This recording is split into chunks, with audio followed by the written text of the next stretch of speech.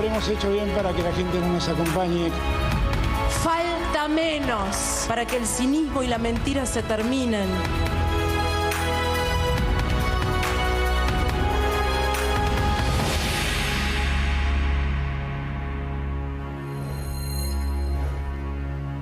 Primarias abiertas, simultáneas y obligatorias. Eso significa paso. Aunque las de esta vez en Argentina podrían llamarse pasos, porque hay que agregarle la S de sorpresivas. El oficialismo esperaba que una victoria a nivel nacional fuera ajustada, pero victoria al fin y al cabo. Pero lo que vivió fue un desastre electoral, una masacre. Y lo grave para ellos es que eso lo afecta en dos líneas. Las PASO son un anticipo de las elecciones legislativas del 14 de noviembre y un augurio, aunque más lejano, de la próxima presidencial. Desde ya, y más con los cargos puestos a disposición por algunos ministros kirchneristas, es obvio que no van a ser fáciles los próximos 2 años para Alberto Fernández como presidente, que queda debilitado frente además a una oposición que menos incentivos tendrá para negociar. Aunque la rueda nunca está clavada en política e ironías de la vida, el presidente Fernández podría beneficiarse de una reacción positiva de los mercados que estaban contentos con la derrota de su coalición. Podría beneficiarse también si decidieran dejar de dañar la fe pública con hechos como la fiesta de cumpleaños de su esposa en medio de la pandemia o los vacunatorios VIP. No hay muertos en política y si no, que le pregunten a Macri, que renace de las cenizas y el olvido, mientras de izquierda a derecha piensan en las legislativas, en las presidenciales, en sus problemas internos. La pregunta es quién piensan los argentinos. Casi la mitad de ellos hoy viven la pobreza.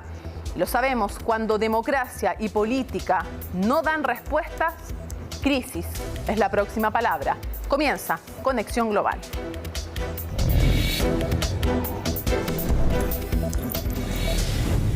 Un momento muy difícil sigue viviendo Argentina, pero es bueno ponerlo en contexto y comparemos entonces este país con Chile con algunas cifras. Aquí las tenemos entonces. Comencemos con los habitantes. Estamos hablando de 45 millones de habitantes aproximando versus los 20, cerca de 20 que tiene Chile. Una superficie de 2.780.400 kilómetros cuadrados. Tiene 2 millones más prácticamente que Chile y un poquito más incluso. Veamos qué pasa con el ingreso per cápita de esta nación tremendamente rica. Es de, en promedio, siempre lo sabemos, los promedios esconden gente que gana mucho más y gente que gana mucho menos, que apenas sobrevive, ¿no? Con lo mínimo. Ingreso per cápita promedio, entonces, $8.524 y en el caso de Chile es de 14.772. ¿Qué pasa con la pobreza? La última cifra era en el año 2020, estas son todas cifras del 2020, de 35,5%, pero ya ha subido al menos la reconocida 42% y podría ser bastante más cercana al 50% según algunos analistas. En Chile es de 10,6%. ¿Qué pasa con el crecimiento? Lo sabemos, el año pasado fue pésimo para todos los países en medio de la pandemia, con lo que significó además en Argentina con un cierre muy largo de la actividad también nacional y cayó entonces, decreció la economía en un 9,9%, en Chile fue de un 5,8%.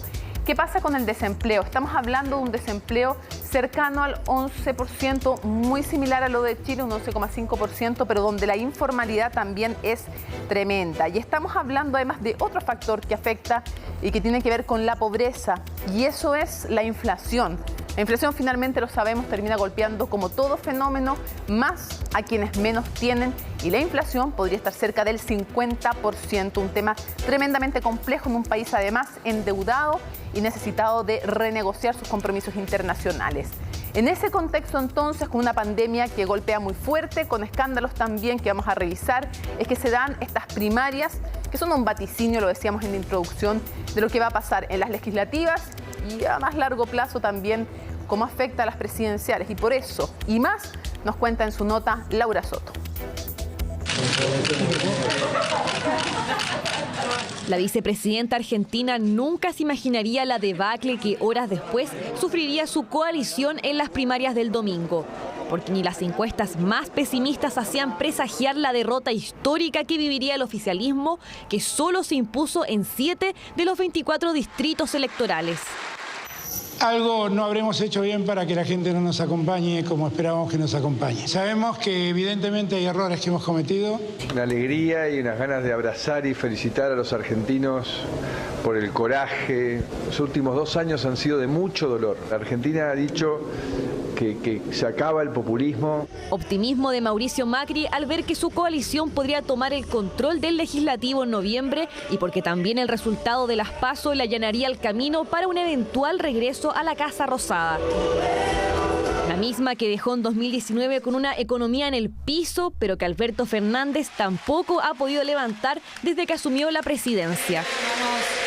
Recibimos un país frágil, postrado y lastimado. Tenemos que decirlo con todas las letras. La economía y el tejido social hoy están en estado de extrema fragilidad. 55% de inflación, una millonaria deuda con el FMI y una pobreza que afectaba al 35% de los argentinos. Esa fue la herencia que Macri le dejó a Alberto, cuya principal promesa fue terminar con 2 años seguidos de recesión económica. Vamos a encarar el problema de la deuda externa. No hay pagos de deudas que se puedan sostener si el país no crece.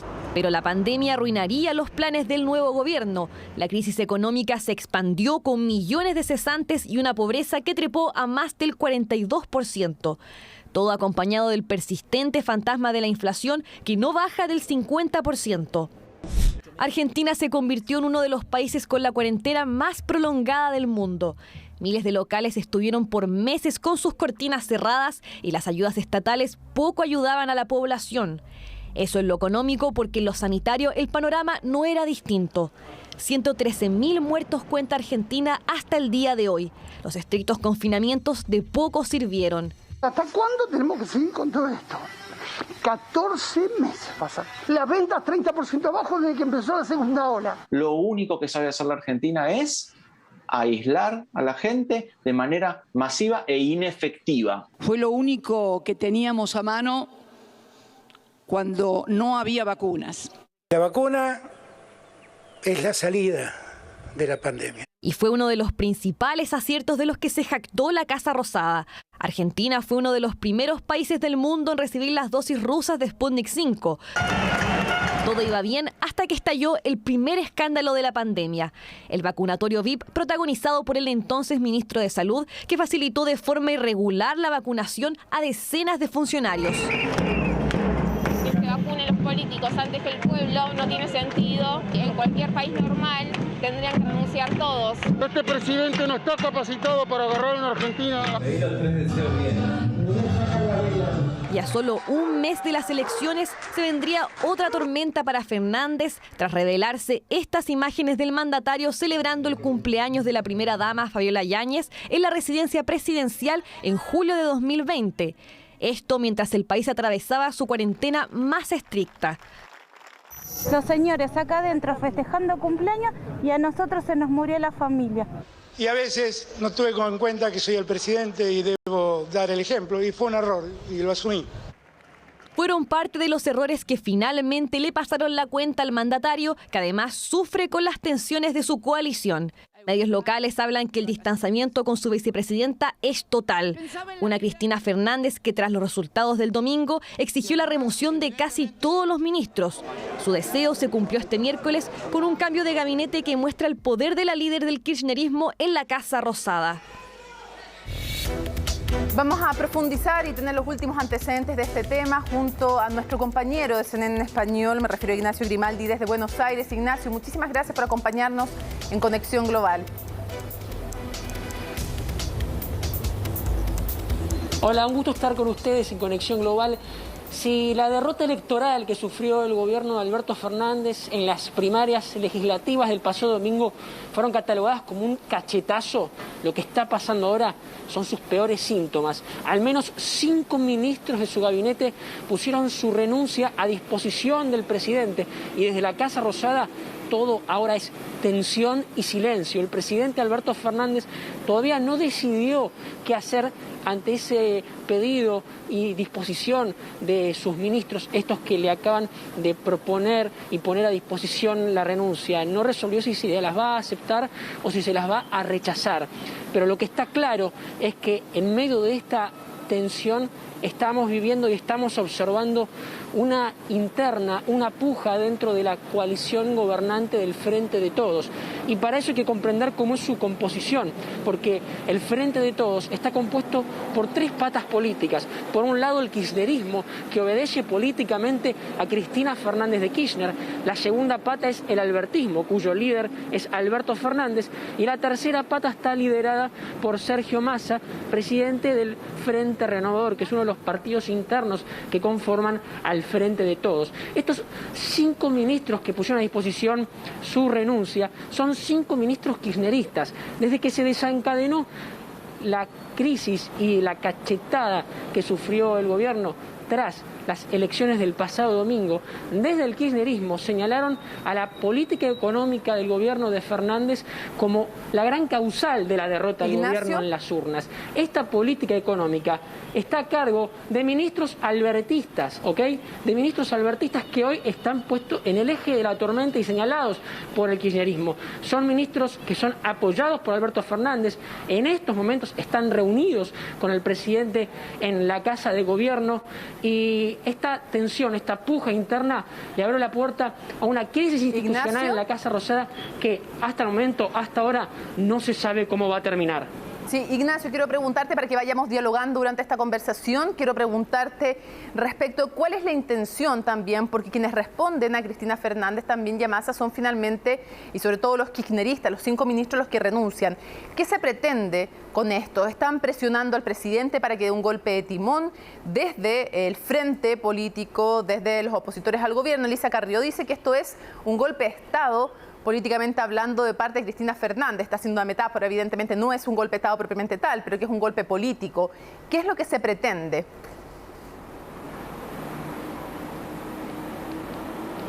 Mira, primero, estos 5 ministros kirchneristas no renunciaron, sino que pusieron a disposición su renuncia. Claramente es una movida de presión en contra del albertismo dentro del Frente de Todos. Pretenden que Alberto Fernández haga un cambio de timón en cuanto a política económica y también en cuanto a nombres, los nombres que están a cargo del diseño de esa política económica. Y ellos son el ministro de Economía, Martín Guzmán, el ministro de Producción, Matías Culfas, y el jefe de gabinete, Santiago Cafiero, que además Santiago Cafiero es el hombre de mayor confianza de Alberto Fernández, una suerte de alter ego. Ellos son los nombres señalados y apuntados por el kirchnerismo. Todo esto se desencadenó después de la dura derrota que sufrió el Frente de Todos en las elecciones del pasado domingo y, como te decía antes, una derrota que dejó al desnudo las pujas internas del Frente de Todos y le abrió la puerta a una crisis institucional. Ignacio, ¿cuál era antes de las elecciones? Porque estas elecciones son elecciones primarias, todavía hay que ir, en el fondo es una predicción, porque son al mismo tiempo todas, son simultáneas, son obligatorias, por lo tanto son alguna predicción de alguna manera de lo que va a ocurrir en las parlamentarias finalmente de noviembre. La pregunta es, ¿qué esperaban realmente desde el oficialismo y en qué contexto, en qué ambiente? Ya nos describías el económico, pero de la pandemia, ¿en qué ambiente político se dieron? Porque la verdad es que superó la derrota cualquier expectativa que pudiera haber en el oficialismo. Entonces te pregunto en qué contexto se dio esa derrota y cómo, más allá de los dirigentes políticos, la calle argentina, el ciudadano argentino la recibió.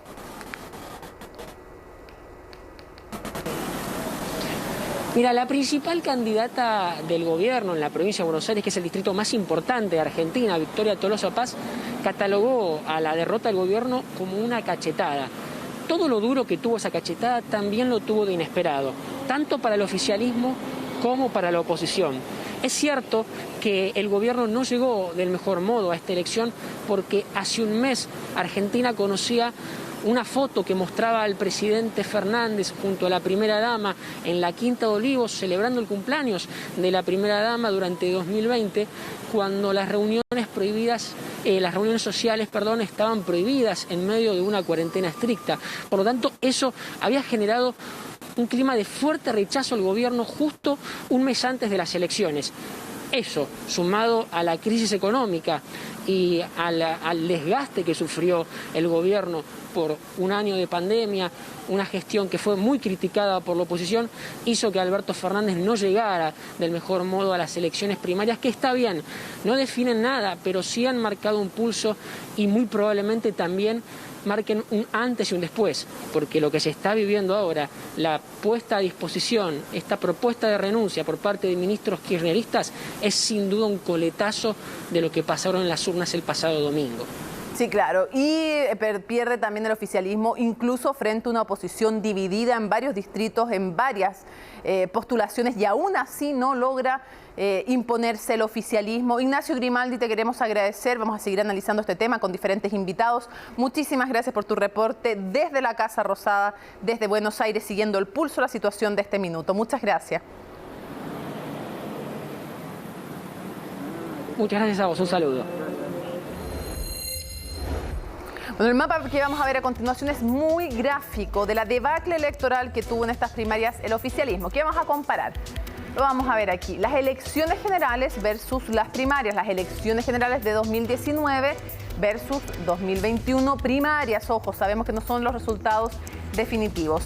En celeste entonces tienen a la alianza de gobierno y como ustedes ven, el 2019, cuando Alberto Fernández fue electo presidente de primera vuelta con un 48,2% de los votos, el Frente de Todos, la alianza oficialista, lideró 18 de 24 provincias en Argentina, mientras que en amarillo, y lo ven, el pacto Juntos por el Cambio, que logró conquistar el corredor central, que ustedes ven ahí, Mendoza, San Luis, Córdoba, Santa Fe, entre otras provincias, bueno, y evidentemente la Ciudad Autónoma de Buenos Aires. Pero todo cambia con estas PASO, que son las primarias obligatorias y simultáneas. Además, el 2021 faltan, lo sabemos, las elecciones definitivas, pero comparando las elecciones del 2019 con el 2021, el cambio es evidente. De celeste pasa a teñirse de amarillo, que es la alianza opositora, y lo ven muy claramente ahí el domingo 12 de septiembre, Argentina se tiñe de amarillo, y Juntos por el Cambio entonces, que son los opositores, logran tomar 15 de 24 provincias. El pacto oficialista solo se queda con las provincias del norte, ahí lo ven ustedes en celeste, San Juan, La Rioja, Catamarca, Tucumán, Santiago del Estero, Salta y Formosa. Y lo que ocurre con los otros colores, que son, están viendo en el fondo el morado y el verde, son pactos regionales, entonces que se quedan con Neuquén y Río Negro. Pero vamos a profundizar en este tema junto a una importante entrevistada. Y para eso vamos a conversar con Inés Capdevila. Inés Capdevila, yo siempre la vergüenza cuando yo la presento así, pero es sin duda alguna una de las periodistas más relevantes, más destacadas de Argentina, miembro también del cuerpo directivo del diario La Nación. Así que siempre lo digo, Inés, es un placer, es un gusto conversar contigo. Gracias por acompañarnos. Hola Mónica, ¿cómo estás? Otra vez me hiciste dar vergüenza. Yo sé, siempre lo logro, Inés. A ver, lo primero que quisiera... Además, ya, lo reconozco, lo transparento, amiga mía además, pero un orgullo además. Inés, vamos a la crisis que estamos viviendo en estos momentos. Teníamos recién un despacho en Argentina resumiendo este ofrecimiento de renuncia que ponen sobre la mesa 5 ministros kirchneristas. Sabemos los hechos, queremos la interpretación de qué hay detrás de esto, como movida política también de Cristina Fernández, la vicepresidenta.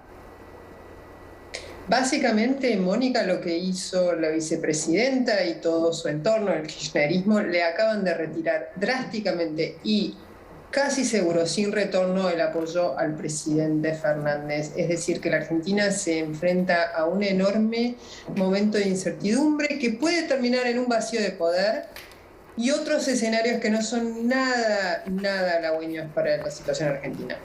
Inés, ¿podemos llegar incluso al punto de ver protestas en las calles, de ver enfrentamientos al interior del oficialismo? ¿Todavía estamos lejanos de eso?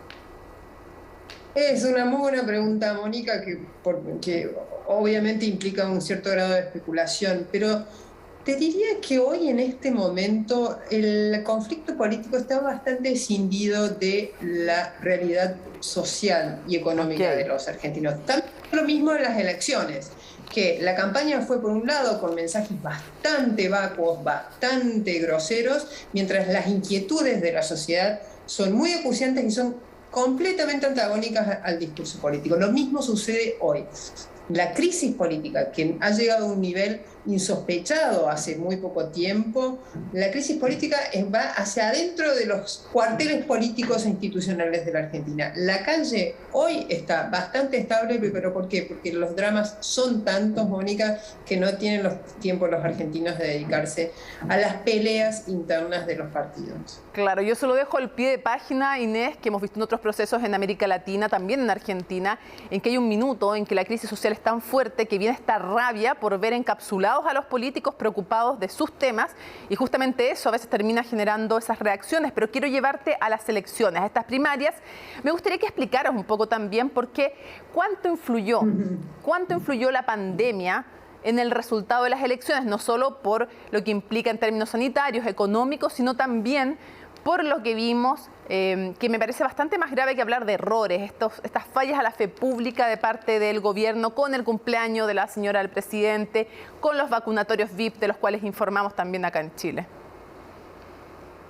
Exactamente. El último capítulo de la pandemia y la campaña es lo que vos mencionabas, lo que nosotros llamamos el Olivos Gate, que fue esa foto del cumpleaños de Fabiola, la primera dama, en julio del año pasado, en momentos en que la Argentina, como lo mismo sucedía en Chile, estaba en una cuarentena muy estricta, no podíamos salir a la calle. Si queríamos visitar a nuestros padres teníamos que tener un permiso especial. Y mientras tanto el presidente y su mujer y sus amigos festejaban un cumpleaños. Esa foto fue divulgada en agosto y básicamente hizo que la pequeña ventaja que llevaba el oficialismo, sobre todo en la provincia de Buenos Aires, desapareciera e incluso se revirtiera, se transformara en una ventaja opositora, como llamamos el domingo. Esa es la última, la cereza en el postre.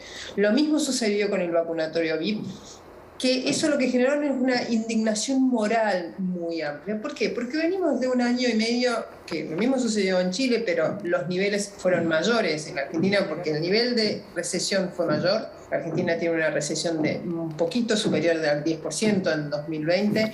El nivel de muertos por millón de habitantes en Argentina es muy superior al de Chile. Es decir, que nosotros, la pandemia nos afectó muy íntimamente a todos los argentinos, nos cambió la vida. Y mientras tanto, el discurso político, vuelvo a lo mismo, iba por otro lado. Entonces, esa fue, digamos, el impacto directo. El segundo impacto de la pandemia fueron las decisiones económicas que tomó el gobierno, que afectaron a todos los argentinos, a todas las economías regionales argentinas, y el gobierno parece no haber tomado mucha nota de eso. ¿Y cómo lo afectó? Básicamente porque el periodo de aislamiento en la Argentina duró 9 meses. Es decir, que hubo empresas, comercios, actividades profesionales que durante 9 meses no funcionaron y no recibieron incluso el ayuda oficial, que tuvo diferentes vertientes, diferentes alternativas, pero que estuvo muy mal implementada. Algo similar sucedió en Chile, en la Argentina fue más grave. Inés. Entonces, convergen un montón de factores con la gran etiqueta de la pandemia, sí. Y me gustaría citar algunas cifras que son importantes. Estamos hablando de una caída en el Producto Interno Bruto de 9,9%, una pobreza que aumenta del 35,5 al 42, algunos dicen que está por sobre el 50 incluso, el desempleo que crece 2 puntos hasta el 11%, entonces, y además la inflación, que obviamente afecta, golpea como en cualquier país del mundo, sobre todo a los más pobres, y eso también es otro tema relevante. La pregunta también es, hay críticas al manejo de la economía, pero también qué pasa con las críticas al manejo sanitario, que es otra cosa que también puede doler mucho, puede indignar mucho, no solo esta diferencia que tú decías, nos piden que nos quedemos encerrados y después el presidente está celebrando el cumpleaños, sino que cómo se gestionó la vacunación, la pandemia en general. Diría que el manejo sanitario tuvo 2 capítulos. El primero, que fue el del año pasado, que los números no fueron tan graves. Hubo un momento, sobre todo en octubre del año pasado, que la curva se elevó mucho más allá de lo que todos esperábamos, pero el sistema sanitario no colapsó. Por lo tanto, de esa primera oleada el gobierno salió bastante bien parado. ¿Qué sucedió? Empezó este año con la promesa de una vacunación masiva en los 3 primeros años, en los 3 primeros meses de este año. y esa vacunación masiva se iba a hacer con las dosis de AstraZeneca y con dosis de Sputnik. Y ahí empezó el primer gran dolor de cabeza el primer gran cuestionamiento de la estrategia sanitaria del gobierno, que es qué vacunas eligieron, porque eventualmente esas vacunas Sputnik llegaron muy mal, sobre todo la segunda dosis. Hay alrededor de 4 millones de argentinos que todavía les falta la segunda dosis de Sputnik. Ese fue el primer gran cuestionamiento. Segundo gran cuestionamiento es el mal desempeño sanitario en la segunda oleada, que fue más o menos simultánea a la chilena, abril, mayo del año. Y ahí sí, no solo surgió el vacunatorio VIP, sino el escándalo con la Sputnik, que también perforó muchísimo la popularidad del gobierno a la gestión. Todo se fue acumulando para hacer que llegáramos este domingo a eso. Y hay un elemento central en el manejo de la pandemia, en el manejo sanitario, que fueron las clases, Mónica. Hay provincias argentinas que durante 1 año y medio no tuvieron clases presenciales. En esas provincias, vos mencionabas la tasa de pobreza. La tasa de pobreza en infantil, alrededor de más del 57% de los niños argentinos viven la pobreza. Muchos de esos chicos no tenían conexión vital. Es decir, que no pasaron 1 año y medio sin. Exacto. Los padres argentinos, para ellos es la peor pesadilla de la pandemia. ¿Qué educación iban a recibir sus hijos? Y el gobierno hizo oídos sordos, muy presionado por los sindicatos, hizo oídos sordos al reclamo cada vez más grande de los padres para que regresaran a las clases presenciales. Bueno, un tema a todo esto, el de la falta de conexión, que es de Argentina, que es de Chile, que es de América Latina, lo brutal que es la brecha digital y que lo hemos sabido, pero lo hemos constatado además con esta pandemia de manera horrorosa y muy fuerte. Inés, vamos a la oposición. ¿Cómo describirías tú que está la oposición argentina y si realmente este triunfo en estas primarias de alguna manera lo posiciona de cara no solo a las legislativas, sino también a las presidenciales y en quiénes tenemos que fijarnos? Mira, la oposición en esta, digamos, la gran coalición opositora que es Juntos por el Cambio, no sacó más votos que en 2019. El número total de votos es prácticamente el mismo, pero resistió, porque también hay regiones gobernadas por la oposición y esas regiones resistieron y siguieron en manos de la oposición. Y hay uno de esos líderes opositores, que es el alcalde de la ciudad de Buenos Aires, Horacio Rodríguez, que por sus elecciones de candidatos en estas primarias, que habían sido cuestionadas internamente, y él sostuvo esa elección de candidatos, salió muy bien parado. Te diría que es el gran ganador de estas primarias. Pero por supuesto en la Argentina, donde todo es tan vertiginoso y volátil, de acá a 2 años falta un montón, es decir, que su candidatura puede sufrir. Pero hoy es el principal candidato a las elecciones de 2023. Y no solo entre la oposición, sino en todo el cuadro político. Es el candidato que con más chances puede llegar a la presidencia en 2023. Ahora, siempre hay retornos. Bueno, aparte que se instala Horacio Rodríguez Larreta, nunca hay muertos en política. Lo vemos con Macri, que estaba muy escondido, y resurge Vidal también, que vuelve a la palestra como figura. Quiero llevarte a un tema central de la política hoy día en Argentina. ¿Quién manda en Argentina y cómo es la relación entre Cristina Fernández, la vicepresidenta, y el presidente Alberto Fernández? Bueno, ese es el tema que en este momento a las 7 menos 7 en la Argentina es imposible de responder, Mónica. ¿Por qué? Porque en este momento están completamente enemistados Cristina Fernández y Alberto Fernández. Completamente la relación, según cuentan todas las fuentes oficiales en Off the Record, está rota, sin retorno. Entonces, supuestamente el presidente formal es Alberto, pero Alberto no tiene ninguna base electoral y tiene muy poco apoyo dentro del bastión fuerte de la coalición oficialista. Entonces, esa falta de apoyo también le quita poder a él. Es decir, que hoy no se sabe quién manda a esta hora en la Argentina, Mónica. Es una situación muy incierta y muy peligrosa para el futuro argentino. Y cuando uno revisa la historia de lo que ha sido este gobierno, ¿cómo ha sido antes esa relación, Inés? ¿Y qué proyectas tú de futuro para este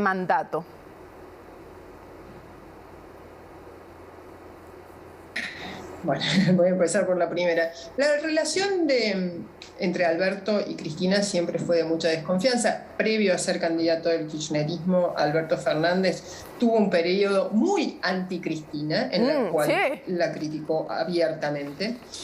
Cristina lo elige por una cuestión de pragmatismo. Ella sabía que ella como candidata a presidente no ganaba, porque es altísimo el rechazo a Cristina, entonces lo elige. Pero a partir de ahí, de la asunción, se va gestando una desconfianza que empieza a limar la popularidad interna de Alberto y sobre todo el poder. Es decir, que Cristina va avanzando y va avanzando en el escenario público sobre Alberto con retos bastante flagrantes y te diría que hasta humillaciones, y también va avanzando sobre la burocracia del Estado, ubicando sus funcionarios siempre en la segunda línea, pero condicionando a los funcionarios de Alberto.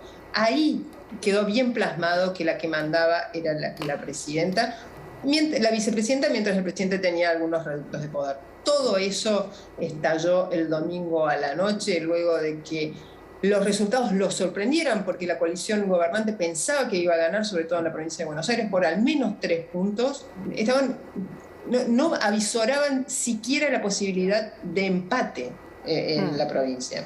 Es decir, que lo sorprendió, y ahí empezó el pase de facturas, Mónica, un pase de facturas que hizo elevar la voz de la presidenta en la intimidad y exigirle a Alberto un cambio drástico de gabinete. Alberto Fernández dijo de ninguna manera, y bueno, finalmente hoy Cristina Fernández y sus ministros vacían de apoyo a Alberto Fernández, y en este momento estamos en un momento de muchísima inestabilidad, porque no se sabe quién va a ser o cómo va a seguir el gobierno y cuáles son los escenarios, para responder tu última pregunta. Un escenario es que todo vuelva como era, pero eso a esta hora funcionarios y analistas y observadores lo descartan. Es muy difícil recomponer la relación. Segundo escenario, que Alberto empiece a gobernar con el apoyo de los gobernadores peronistas y del peronismo más tradicional, pero eso lo enfrenta a gobernar durante 2 años de forma muy frágil, porque son enormes los desafíos. La economía argentina está prácticamente deshecha, las arcas argentinas están vacías, están en rojo, no hay dinero para nada, no hay dinero ni para pagar importaciones, ni para pagar, si queremos, auxilios emergenciales. Entonces, ese es otro de los escenarios. Otro escenario es la renuncia de Alberto y la asunción de Cristina, pero eso la dejaría. Cristina, vuelvo a lo mismo, es una líder que provoca muchísimo rechazo en la Argentina. Eso podría provocar movilizaciones. Y un tercer escenario que se empieza a mencionar, obviamente dentro de los escenarios, es que haya una asamblea legislativa que elija, en caso de renuncia de Alberto, de Cristina y de quien les debería seguir, que es Sergio Massa, presidente de la Cámara de Diputados, desistan de asumir en caso de renuncia de Alberto, y en ese caso la Asamblea Legislativa debe elegir a un representante de entre los gobernadores. Escenarios complejos, aún inciertos, y que vamos a seguir, por supuesto, analizando en Conexión Global. Muy complejos. Muy complejos. Inés, un honor como siempre, un gusto y un aprendizaje conversar contigo. Un abrazo.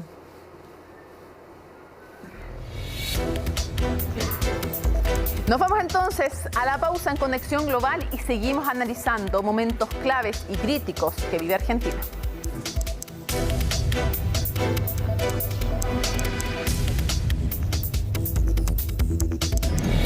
Más digitales.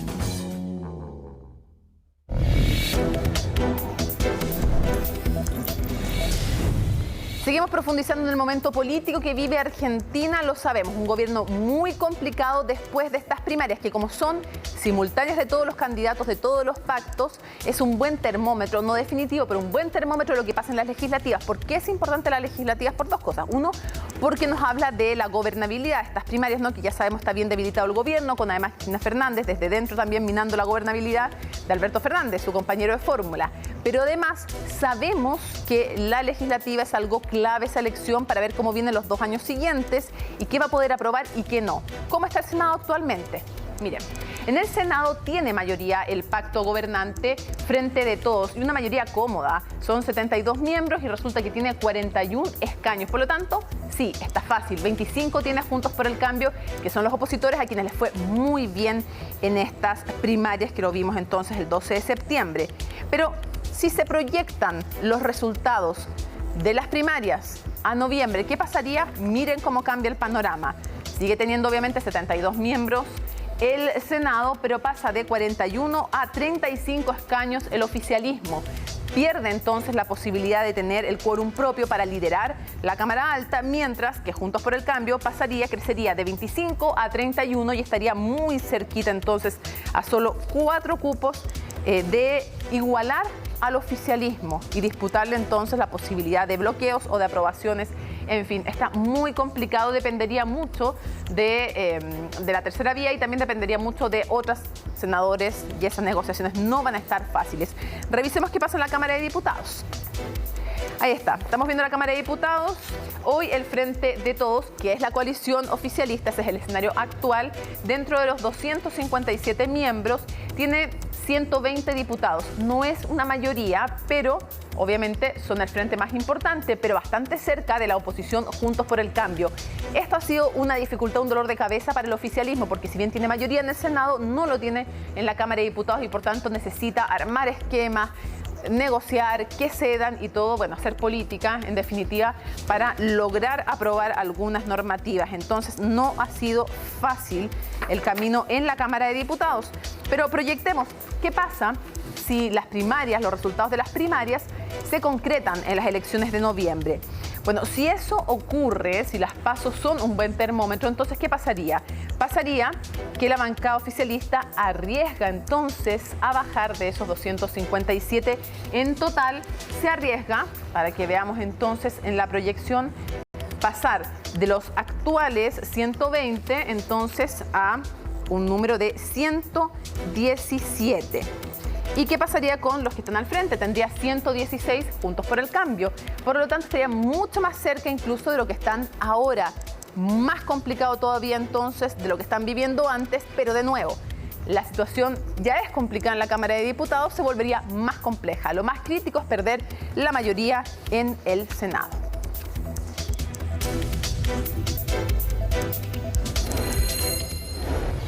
Profundizamos en el análisis junto a alguien que me enorgullece presentar, Lucía Miranda, postdoctorante de Fondesit, docente de la Universidad Católica y también de Flaxo Chile. Muchísimas gracias por acompañarnos, Lucía.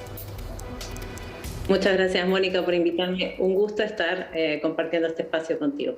Me gustaría primero preguntarte, ya hemos contado que estas son primarias que son obligatorias, que son vinculantes y que son simultáneas, pero hay un elemento que no hemos contado y que es el elemento que implica sacar a los más pequeños del escenario político.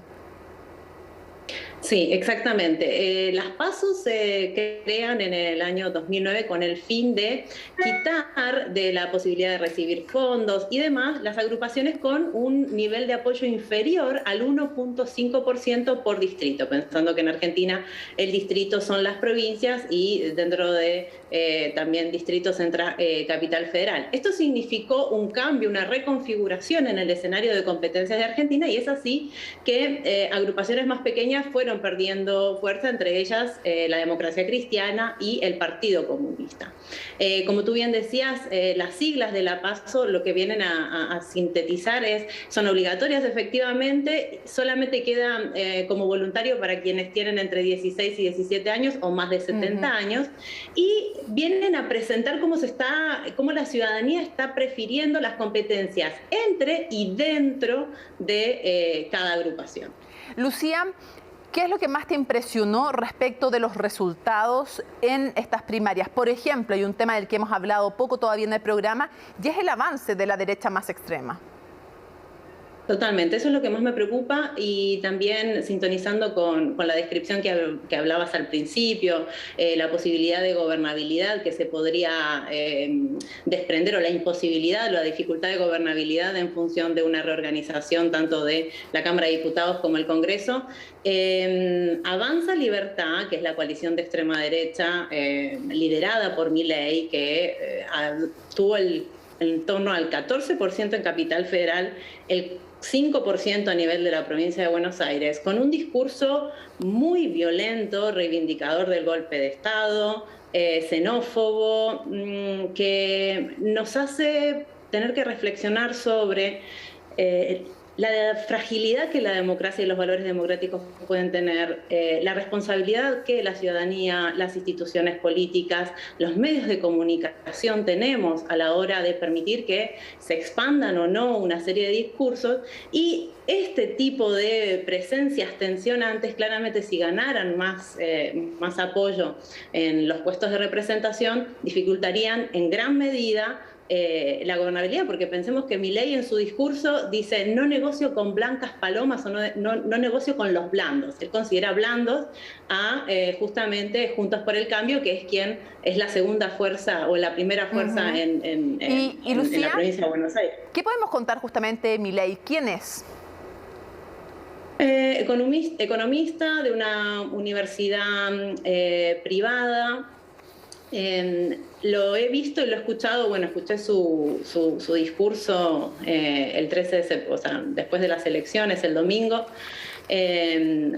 haciendo una arenga por la libertad, pero a su vez un llamado con un discurso muy violento, apela a los leones que cada quien lleva adentro, habla, bueno, ni que hablar de su sesgo de género a la hora de conversar, ha tenido muchos problemas en presentaciones dentro de medios de comunicación donde ha terminado insultando a la periodista que le estaba entrevistando. Como te decía antes, reivindica el uso de la fuerza desde el Estado con un fin violento, tiene apelaciones a Trump, al uso de armas de fuego de forma libre por las personas, mezcla un discurso medio anarco también, porque quiere desde todo punto de vista eliminar el Estado, la carga impositiva, dice que es una amenaza. Este es el perfil ideológico de Milei, una extrema derecha que se presenta como liberal, pero que tiene cortes muy anarquistas, se podría hablar de un anarcoliberalismo. Y también en ese sentido ha salido un análisis que viene a decir la corriente más liberal en Argentina perdió su capacidad de conexión en las últimas administraciones y nunca llegó a ser, cuando Alzogaray es una figura que en su momento a finales de los años 80 representaba esa corriente liberal, nunca llegó a congregar más del 20% en este caso de la Ciudad Autónoma de Buenos Aires, que en términos de ideología podría concentrar los valores o los pensamientos más liberales o de derechas. ¿Cómo evaluarías tú a la oposición, que es la oposición en el fondo de Macri, de Juntos por el Cambio, básicamente, que es otra derecha y otra centroderecha muy distinta de Javier Milei, claramente? Sí, totalmente. Es una derecha que... Justo cuando tú comenzabas y hacías las comparaciones, ¿no? Si tuviéramos que comparar en las estrategias como políticas y económicas que Juntos por el Cambio aplicó y que aplicó antes Cristina Fernández o luego Alberto. Recordemos que Juntos por el Cambio, Macri, cuando estaba en la presidencia, terminó aplicando cepo cambiario, es decir, limitó la cantidad de dólares que los argentinos podían cambiar. Luego de haber querido quitar el financiamiento a los gastos comunes y demás, tuvo que limitar ciertos precios y se terminó encontrando con una administración que llegó al 50%, creo que 55% si no me equivoco, de la inflación y un nivel de crecimiento por debajo del 3%, es decir, negativo.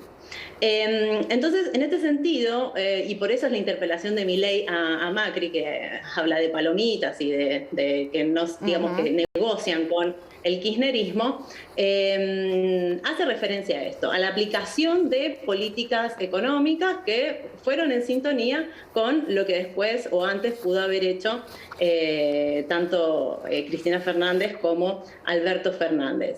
Eso nos hace pensar que lo que tiene Juntos por el Cambio es quizás una capacidad de negociación o de posibilidad de llegar al consenso que en ciertas leyes, por ejemplo, más debatidas, como por ejemplo la ley del aborto, lo podemos comprobar. Efectivamente, siempre el peronismo ha votado en mayor proporción a favor de esta política, pero tenemos también muchos diputados que votaron a favor y eran macristas, ¿sí?